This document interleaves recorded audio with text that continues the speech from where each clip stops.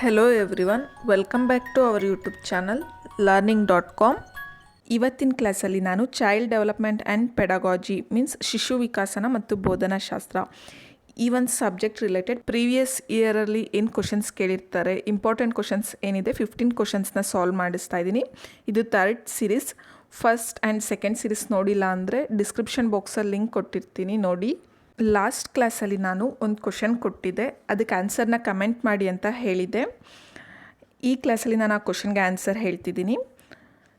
Behaviours can be shaped by the following learning. ಈ ಕೆಳಗಿನ ಕಲಿಕೆಯಿಂದ ವರ್ತನೆಗಳನ್ನು ರೂಪಿಸಬಹುದು.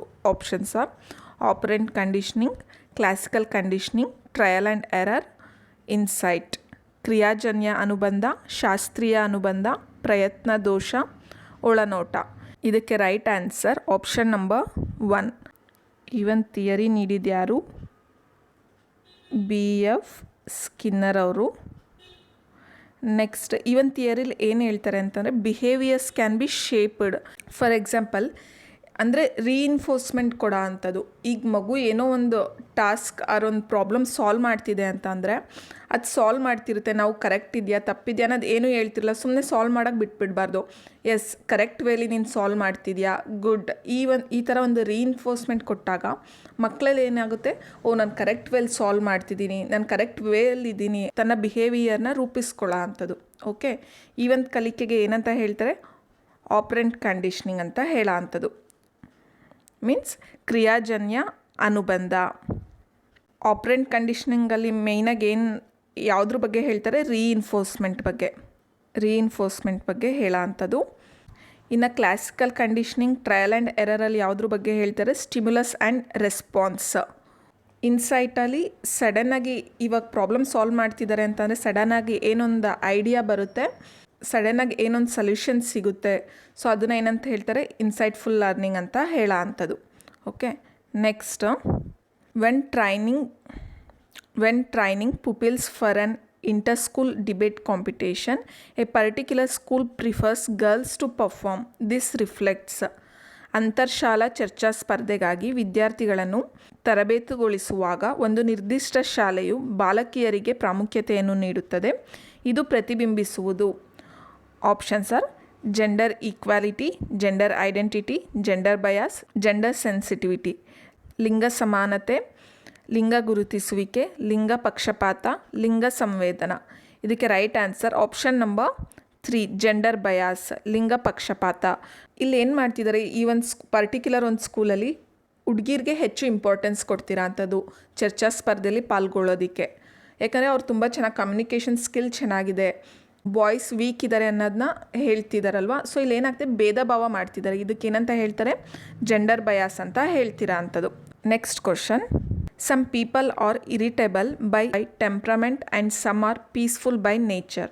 The type of difference observed is. ಕೆಲವರು ಸಿಡುಕು ಸ್ವಭಾವದವರಾಗಿರುತ್ತಾರೆ, ಇನ್ನು ಕೆಲವರು ಸ್ವಾಭಾವಿಕವಾಗಿ ಶಾಂತಯುತರಾಗಿರುತ್ತಾರೆ. ಇಲ್ಲಿ ಗಮನಿಸಬಹುದಾದ ಭೇದ. Options are social, intellectual, personality, emotional. ಸಾಮಾಜಿಕ, ಬೌದ್ಧಿಕ, ವೈಯಕ್ತಿಕ, ಸಂವೇಗಾತ್ಮಕ. ಇದಕ್ಕೆ right answer option number 4, emotional, ಸಂವೇಗಾತ್ಮಕ. ಅಂತಂದರೆ ಇಲ್ಲಿ ಭಾವನೆಗೆ ರಿಲೇಟೆಡ್ ಆಗಿರುತ್ತಾನೆ. ಕೆಲವರು ತುಂಬ ಬೇಗ ಸಿಟ್ಟು ಮಾಡ್ಕೋತಾರೆ, ಕೆಲವರು ಎಷ್ಟೇ ಅಲ್ಲಿ ಜಗಳ ನಡೀತಿರಲಿ ತುಂಬ ಕೂಲಾಗಿರ್ತಾರೆ, ಪೀಸ್ಫುಲ್ ಆಗಿರ್ತಾರೆ.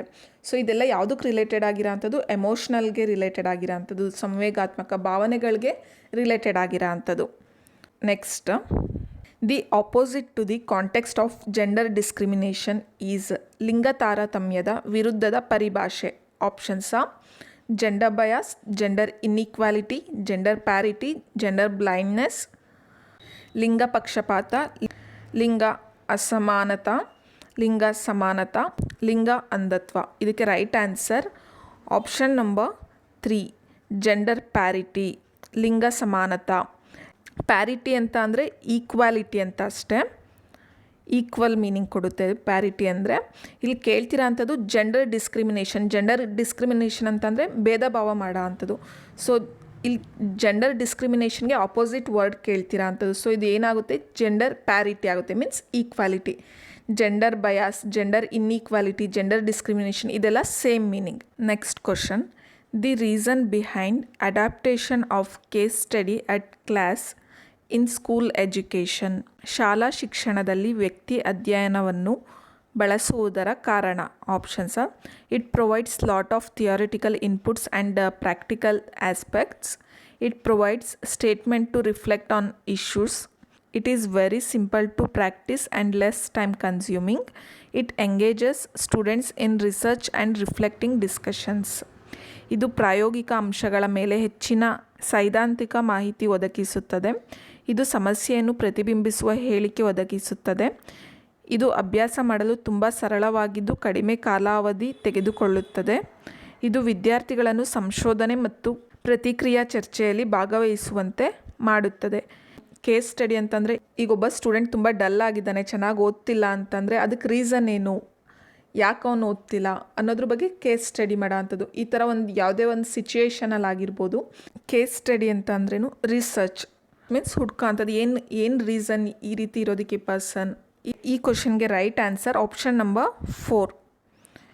It engages students in research and reflective discussions.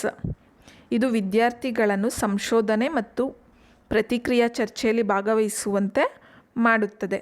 Case study ಅಂದರೆ ನಿಮಗೆ ನೆನಪಾಗಬೇಕು ರಿಸರ್ಚ್, ಅಲ್ಲಿ ಅದಕ್ಕೇನು ರೀಸನ್ ಅಂತ ಹುಡ್ಕೋ ಅಂಥದ್ದಲ್ಲಿ. ಓಕೆ, ಆ ಒಂದು ಪ್ರಾಬ್ಲಮ್ಗೆ. Next question: the ability to draw conclusion and make decisions among students. ವಿದ್ಯಾರ್ಥಿಗಳಲ್ಲಿ ತೀರ್ಮಾನಿಸುವ ಮತ್ತು ನಿರ್ಧಾರಗಳನ್ನು ತೆಗೆದುಕೊಳ್ಳುವ ಸಾಮರ್ಥ್ಯ. Options are: intuition, reasoning, observation, analyse. ಅಂತ ಪ್ರಜ್ಞೆ, ತಾರ್ಕಿಕತೆ, ವೀಕ್ಷಣೆ, ವಿಶ್ಲೇಷಣೆ. ಒಂದು ಕನ್ಕ್ಲೂಷನ್ಗೆ ಬರೋ ಅಂಥದ್ದು, ಡಿಸಿಷನ್ ಮೇಕಿಂಗ್ ಮಾಡೋ ಅಂಥದ್ದು. ಈ ಒಂದು ಎಬಿಲಿಟಿಗೆ ಏನಂತ ಹೇಳ್ತಾರೆ ಅಂತ ಕೇಳ್ತಿರೋ ಅಂಥದ್ದು. ಇದಕ್ಕೆ right answer option number 2, reasoning, ತಾರ್ಕಿಕತೆ. Next question: the aspects that don't support performance based assessment that taps in to students higher order thinking skills. ವಿದ್ಯಾರ್ಥಿಗಳಲ್ಲಿ ಉನ್ನತ ಮಟ್ಟದ ಯೋಜನಾ ಕೌಶಲವನ್ನು ಪರೀಕ್ಷಿಸುವಲ್ಲಿ ಬೆಂಬಲಿಸದ ಕಾರ್ಯಕ್ಷಮತೆ ಆಧಾರಿತ ಮಾಪನದ ಸಂಗತಿಗಳು. Options are: using inductive and deductive reasoning, reproducing knowledge based information, synthesizing necessary information to draw conclusion, evaluation reliability of sources of information. ಅನುಗಮನಾತ್ಮಕ ಮತ್ತು ನಿಗಮನಾತ್ಮಕ ವಿವೇಚನೆ ಬಳಸುವುದು, ಜ್ಞಾನಾಧಾರಿತ ಮಾಹಿತಿಯನ್ನು ಪುನರ್ ಉತ್ಪಾದಿಸುವುದು, ತೀರ್ಮಾನವನ್ನು ತೆಗೆದುಕೊಳ್ಳಲು ಅಗತ್ಯವಾದ ಮಾಹಿತಿ ಸಂಶ್ಲೇಷಿಸುವುದು, ಮಾಹಿತಿಯ ಮೂಲಗಳ ವಿಶ್ವಾಸಾರ್ಹತೆಯನ್ನು ಮೌಲ್ಯೀಕರಿಸುವುದು. ಇದಕ್ಕೆ right answer option number 2, reproducing knowledge based information, ಜ್ಞಾನಾಧಾರಿತ ಮಾಹಿತಿಯನ್ನು ಪುನರ್ ಉತ್ಪಾದಿಸುವುದು. ಫಸ್ಟ್ ನಮಗೆ higher order thinking skills, lower order thinking skills ಗೊತ್ತಿರಬೇಕು. ಹೈಯರ್ ಆರ್ಡರ್ ಅಂತ ಅಂದರೆ ಕ್ರಿಯೇಟಿಂಗ್, ಇವ್ಯಾಲ್ಯೂಯೇಟಿಂಗ್, ಅನಾಲಿಸಿಸ್, ಸೃಷ್ಟಿಸುವುದು, ಮೌಲ್ಯಮಾಪನ ಮಾಡುವುದು, ವಿಶ್ಲೇಷಿಸುವುದು. ಲೋಯರ್ ಆರ್ಡರ್ ಥಿಂಕಿಂಗ್ ಸ್ಕಿಲ್ ಅಂತ ಅಂದರೆ ರಿಮೆಂಬರಿಂಗ್, ಅಂಡರ್ಸ್ಟ್ಯಾಂಡಿಂಗ್, ಅಪ್ಲೈಯಿಂಗ್, ನೆನಪಿಸಿಕೊಳ್ಳುವುದು, ತಿಳಿದುಕೊಳ್ಳುವುದು, ಅನ್ವಯಿಸುವುದು.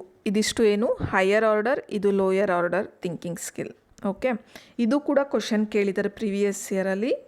Next question: a student stumbles over words that he could not remember at the moment. The learning disability type observed in this situation is. ವಿದ್ಯಾರ್ಥಿಯು ಪದವನ್ನು ಉಚ್ಚರಿಸುವಾಗ ಆ ಕ್ಷಣದಲ್ಲಿ ಪದವನ್ನು ನೆನಪಿಸಿಕೊಳ್ಳಲಾಗದೆ ಉಚ್ಚಾರಣೆಯಲ್ಲಿ ಅಡಚಣೆ ಉಂಟಾಗುತ್ತದೆ. ಈ ಸನ್ನಿವೇಶದಲ್ಲಿ ಗಮನಿಸಬಹುದಾದ ಕಲಿಕಾ ನ್ಯೂನ್ಯತೆಯ ವಿಧ. ಆ ಸ್ಟೂಡೆಂಟ್ಗೆ ಆ ವರ್ಡ್ ನೆನಪಿಸ್ಕೊಳಕ್ಕಾಗ್ತಿರೋದಿಲ್ಲ, ಉಚ್ಚಾರಣೆಯಲ್ಲಿ ಅಡಚಣೆ ಉಂಟಾಗುತ್ತಿದೆ. ಈ ಒಂದು ಸಿಚುಯೇಷನ್ಗೆ ಎಂಥ ಲರ್ನಿಂಗ್ ಡಿಸೆಬಿಲಿಟಿ ಅಂತ ಹೇಳ್ತಾರೆ ಅಂತ ಕೇಳ್ತೀರಾ ಅಂಥದ್ದು.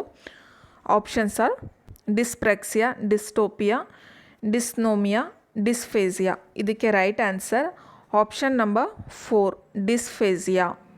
ಡಿಸ್ಫೇಸಿಯಾ ಅಂತಂದರೆ ಮಾತಾಡ್ಬೇಕಾದ್ರೆ ಕರೆಕ್ಟಾಗಿ ಉಚ್ಚಾರಣೆ ಇರೋದಿಲ್ಲ, ಅಥವಾ ಮಾತಾಡೋದನ್ನ ಅರ್ಥ ಮಾಡ್ಕೊಳ್ಳೋದಕ್ಕೆ ತುಂಬ ಕಷ್ಟ ಆಗ್ತಿರುತ್ತೆ ಅವ್ರಿಗೆ. ಓಕೆ, ಅದನ್ನು ಏನಂತ ಹೇಳ್ತಾರೆ? ಡಿಸ್ಫೇಸಿಯಾ ಆರ್ ಅಫೇಸಿಯಾ ಅಂತಲೂ ಕೂಡ ಹೇಳ್ತಾರೆ. ಲರ್ನಿಂಗ್ ಡಿಸಬಿಲಿಟೀಸ್ ತುಂಬ ಇಂಪಾರ್ಟೆಂಟ್. ಇದ್ರ ಬಗ್ಗೆ ಕಂಪಲ್ಸರಿ ಒಂದು ಕ್ವಶನ್ ಕೇಳಿರ್ತಾರೆ. ಈ ಒಂದು ಟಾಪಿಕ್ ಬಗ್ಗೆನೂ ನಾನು ಆಲ್ರೆಡಿ ಕ್ಲಾಸ್ ಮಾಡಿದ್ದೀನಿ. Next question: external condition required for learning among the following is. ಈ ಕೆಳಗಿನವುಗಳಲ್ಲಿ ಕಲಿಕೆಗೆ ಅವಶ್ಯಕವಿರುವ ಬಾಹ್ಯ ಅಂಶ. Options are: reinforcement, interest, attitude, past experience.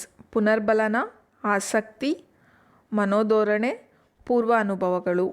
External conditioning ಇಲ್ಲಿ ಕೇಳ್ತೀರಾ ಅಂಥದ್ದು. ಸೊ ಇದಕ್ಕೆ right answer option number 1, reinforcement, ಪುನರ್ಬಲನ.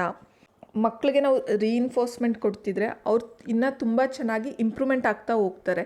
ಈಗೇನೋ ಟೆಸ್ಟ್ ಕೊಡ್ತೀವಿ ನಾವು ಮಕ್ಕಳಿಗೆ, ಕೆಲವು ಮಕ್ಕಳು ತುಂಬ ವೀಕಾಗಿ ಪರ್ಫಾರ್ಮ್ ಮಾಡಿರ್ತಾರೆ. ಟೀಚರ್ಸ್ ಅದು ನಾವು ನೀನು ದಡ್ಡ, ನೀನು ಓದೋದಿಲ್ಲ ನೀನು ಅಂತ ಎಲ್ಲ ಹಿಂಗೆ ರೇಗಿದ್ರೆ ಆ ಮಗು ಏನು ಮಾಡುತ್ತೆ, ಏನು ಸ್ವಲ್ಪ ಓದ್ತಿರುತ್ತೆ ಅದನ್ನು ಕೂಡ ನಿಲ್ಲಿಸ್ಬಿಡುತ್ತೆ. ಸೊ ನಾವೇನು ಮಾಡಬೇಕು, ನೆಕ್ಸ್ಟ್ ಟೈಮ್ ಇನ್ನೂ ಚೆನ್ನಾಗಿ ತೆಗಿ, ಈಗ ಪರವಾಗಿಲ್ಲ ನೆಕ್ಸ್ಟ್ ಟೈಮ್ ಇಂಪ್ರೂವ್ ಆಗುತ್ತೆ, ಓದು ಆಯಿತಾ ಚೆನ್ನಾಗಿ ಅಂತ ಈ ರೀತಿ ಅವ್ರಿಗೆ ರೀಇನ್ಫೋರ್ಸ್ಮೆಂಟ್ ಕೊಡ್ಬೇಕು ನಾವು. ಸೊ ಇದನ್ನ ಏನಂತ ಹೇಳ್ತಾರೆ, ಎಕ್ಸ್ಟರ್ನಲ್ ಕಂಡೀಷನ್ ಅಂತ ಹೇಳೋ ಅಂಥದ್ದು. ಈ ಕ್ವಶನ್ಗೆ ರೈಟ್ ಆನ್ಸರ್ ಆಪ್ಷನ್ ನಂಬರ್ 1, ಪುನರ್ಬಲನ. Next question, the teaching approach in which learning proceeds from particular to general is. ಕಲಿಕೆಯು ನಿರ್ದಿಷ್ಟದಿಂದ ಸಾಮಾನ್ಯೀಕರಣದ ಕಡೆಗೆ ಸಾಗುವ ಬೋಧನಾ ಉಪಕ್ರಮ. Options are inductive approach, deductive approach, problem solving approach, inducto deductive approach. ಅನುಗಮನ ಉಪಕ್ರಮ, ನಿಗಮನ ಉಪಕ್ರಮ, ಸಮಸ್ಯೆ ಪರಿಹಾರ ಉಪಕ್ರಮ, ಅನುಗಮನ ನಿಗಮನ ಉಪಕ್ರಮ. ಇದಕ್ಕೆ right answer option number 1, inductive approach, ಅನುಗಮನ ಉಪಕ್ರಮ.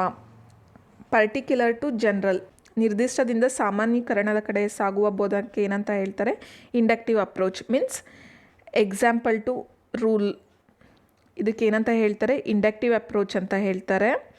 ಅಥವಾ ಫಸ್ಟ್ ರೂಲ್ ಹೇಳಿ ನೆಕ್ಸ್ಟ್ ಎಕ್ಸಾಂಪಲ್ ಹೇಳೋದಕ್ಕೆ ಏನಂತ ಹೇಳ್ತಾರೆ, ಡಿಡಕ್ಟಿವ್ ಅಪ್ರೋಚ್, ನಿಗಮನ ಪದ್ಧತಿ ಅಂತ ಹೇಳೋ ಅಂಥದ್ದು.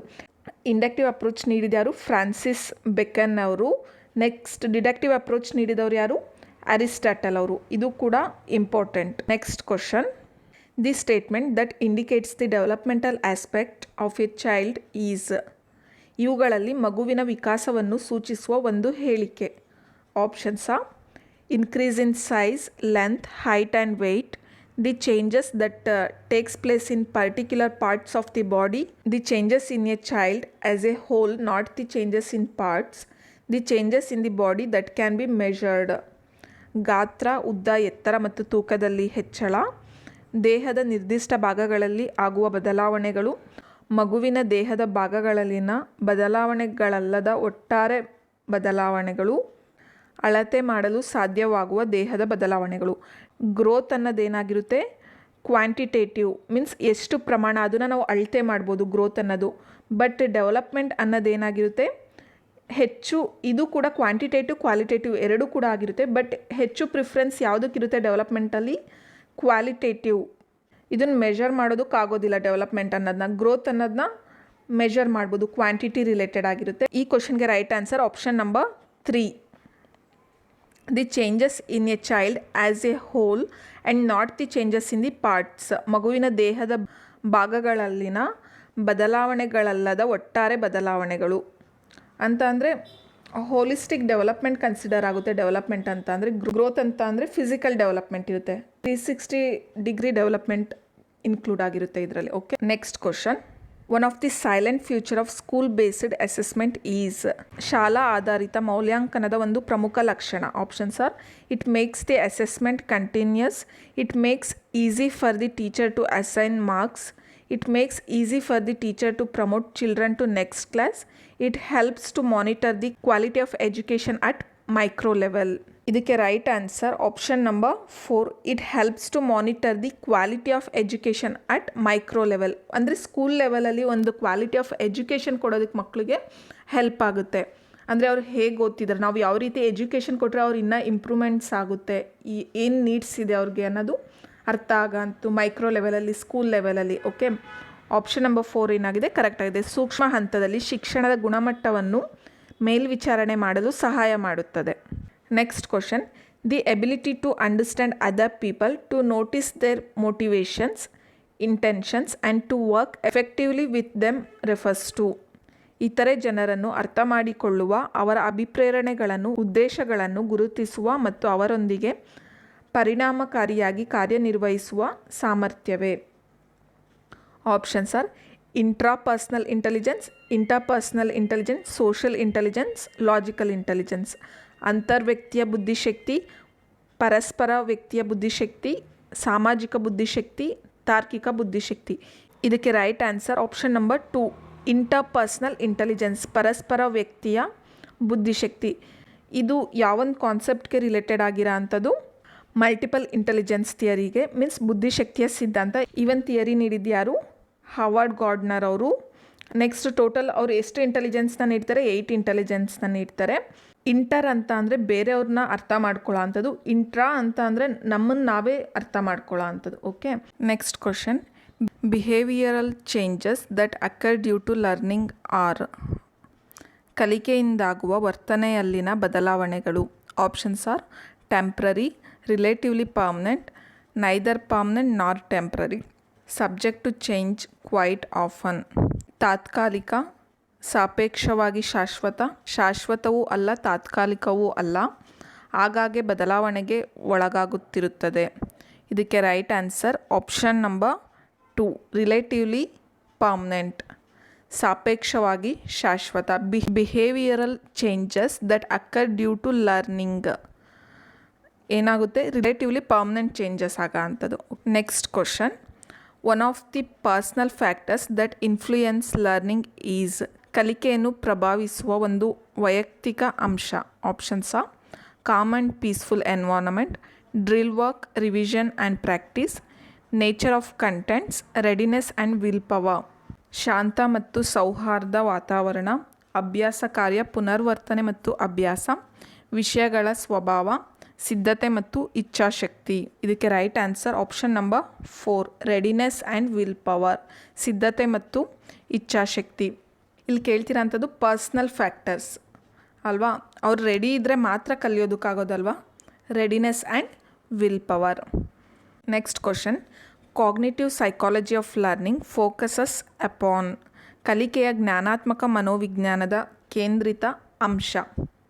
ಕಾಗ್ನಿಟಿವ್ ಅಂತಂದರೆ ಬುದ್ಧಿಶಕ್ತಿಗೆ ರಿಲೇಟೆಡ್ ಆಗಿರೋ ಅಂಥದ್ದು. ಕಾಗ್ನಿಟಿವ್ ಆರ್ ಇಂಟಲೆಕ್ಚುಯಲ್ ಎರಡೂ ಕೂಡ same. Okay, options are stimulus and response based formation, mental process and knowledge construction, observation and learning, experiments and learning processes.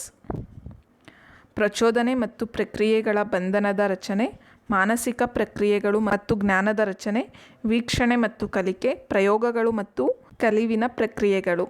ಈ ಒಂದು ಕ್ವಶನ್ಗೆ ಏನು ಆನ್ಸರ್ ಅಂತ ಕಮೆಂಟ್ ಬಾಕ್ಸಲ್ಲಿ ಕಮೆಂಟ್ ಮಾಡಿ. ನೆಕ್ಸ್ಟ್ ಕ್ಲಾಸಲ್ಲಿ ನಾನು ಆನ್ಸರ್ ಹೇಳ್ತೀನಿ. ಈ ಕ್ಲಾಸ್ ನಿಮಗೆ ಹೆಲ್ಪ್ಫುಲ್ ಆಗಿದೆ ಅಂದ್ಕೊಂಡಿದ್ದೀನಿ. ಕರ್ನಾಟಕ TT ಹಾಗೂ ಸೆಂಟ್ರಲ್ TT ಎಕ್ಸಾಮ್ಗೆ ಯೂಸ್ಫುಲ್ ಆಗುತ್ತೆ. ನಮ್ಮ ಯೂಟ್ಯೂಬ್ ಚಾನಲಲ್ಲಿ ಪ್ರೀವಿಯಸ್ ಇಯರ್ ಕ್ವಶನ್ಸ್ ಆಗಿರ್ಬೋದು, TT ಎಕ್ಸಾಮ್ಗೆ ಏನು ಇಂಪಾರ್ಟೆಂಟ್ ಕಾನ್ಸೆಪ್ಟ್ಸ್ ಇದೆ ಬೋತ್ ಕನ್ನಡ ಆ್ಯಂಡ್ ಇಂಗ್ಲೀಷಲ್ಲಿ ಎಕ್ಸ್ಪ್ಲೈನ್ ಮಾಡಿದ್ದೀನಿ. ನಮ್ಮ ಟೆಲಿಗ್ರಾಮ್ ಗ್ರೂಪ್ಗೆ ಜಾಯ್ನ್ ಆಗಿಲ್ಲ ಅಂದರೆ ಡಿಸ್ಕ್ರಿಪ್ಷನ್ ಬಾಕ್ಸಲ್ಲಿ ಲಿಂಕ್ ಕೊಟ್ಟಿರ್ತೀನಿ, ಜಾಯ್ನ್ ಆಗಿ. ಇದೇ ರೀತಿ ಹೆಚ್ಚಿನ ಕ್ಲಾಸಸ್ ಬೇಕು ಅಂದರೆ ಲೈಕ್ ಮಾಡಿ, ಶೇರ್ ಮಾಡಿ. ಇನ್ನೂ ಯಾರು ನಮ್ಮ ಯೂಟ್ಯೂಬ್ ಚಾನಲ್ಗೆ ಸಬ್ಸ್ಕ್ರೈಬ್ ಆಗಿಲ್ಲ, ಸಬ್ಸ್ಕ್ರೈಬ್ ಆಗಿ. Thank you.